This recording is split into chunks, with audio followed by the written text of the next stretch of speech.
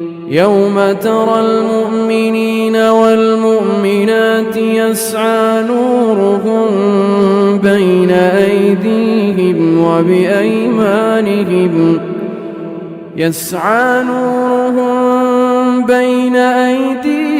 وبأيمانهم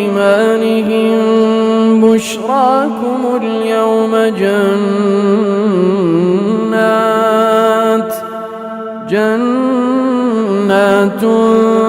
تجري من تحتها الأنهار خالدين فيها ذلك هو الفوز العظيم।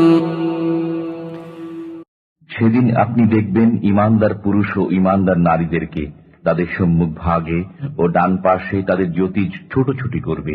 বলা হবে, আজ তোমাদের জন্য সুসংবাদ জান্নাতের, যার তলদেশে নদী প্রবাহিত, তাতে তারা চিরকাল থাকবে। এটাই মহা সাফল্য। يوم يقول المنافقون والمنافقات للذين آمنوا انظرونا نقتبس من نوركم قيل ارجعوا وراءكم فالتمسوا نورا فضرب بينهم بسور له باب باطنه فيه الرحمة وظاهره من قبله العذاب। সেদিন কপট বিশ্বাসী পুরুষ ও কপট বিশ্বাসিনী নারীরা মুমিনদেরকে বলবে, তোমরা আমাদের জন্য অপেক্ষা করো, আমরাও কিছু আলো নেব তোমাদের জ্যোতি থেকে। বলা হবে, তোমরা পিছনে ফিরে যাও ও আলোর খোঁজ করো। অতঃপর উভয় দলের মাঝখানে খাড়া করা হবে একটি প্রাচীর, যার একটি দরজা থাকবে, তার অভ্যন্তরে থাকবে রহমত এবং বাইরে থাকবে আযাব। ينادونهم ألم نكن معكم قالوا بلى ولكنكم فتنتم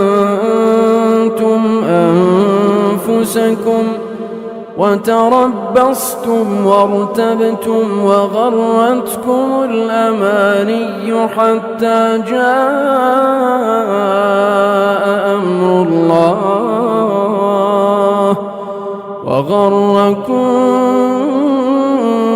بالله الغرور। তারা মুমিনদেরকে ডেকে বলবে, আমরা কি তোমাদের সাথে ছিলাম না? তারা বলবে, হ্যাঁ, কিন্তু তোমরা নিজেরাই নিজেদেরকে বিপদগ্রস্ত করেছ, প্রতীক্ষা করেছ, সন্দেহ পোষণ করেছ এবং অলিক আশার পেছনে বিভ্রান্ত হয়েছ। অবশেষে আল্লাহর আদেশ পৌঁছেছে, এসবই তোমাদেরকে আল্লাহ সম্পর্কে প্রতারিত করেছে। فاليوم لا يؤخذ منكم فدية ولا من الذين كفروا مأواكم النار هي مولاكم وبئس المصير। অতএব আজ তোমাদের কাছ থেকে কোনো মুক্তিপণ গ্রহণ করা হবে না এবং কাফিরদের কাছ থেকেও নয়। তোমাদের সবার আবাসস্থল জাহান্নাম, সেটাই তোমাদের সঙ্গী। কতই না নিকৃষ্ট এই প্রত্যাবর্তন স্থল।